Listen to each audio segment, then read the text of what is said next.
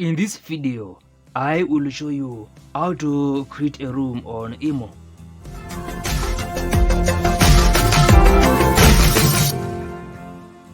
Now, to make an Imo room, you need first to come to this room section here and tap this button to start creating your room. And on this next screen, you need to enter your room name and add a description below here.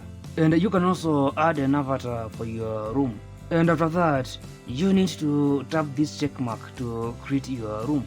And on your room, you can add a topic and see your audience above here. And below here, you can access your user center, which features your activity, magic store, preferences, gifts, and more. And on this other side, you can access the mic and also emojis and other things that you can send to your audience. And on this top right corner, you can customize your room or even leave your room. And to access your room profile, you need to come to this top left corner.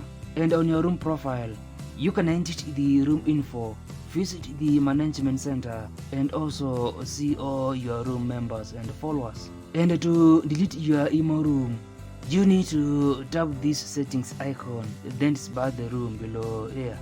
Now, if you find this video helpful, click the like button below. And if you want to grow and succeed on Imo and other social media platforms, ensure you subscribe to this channel for more videos.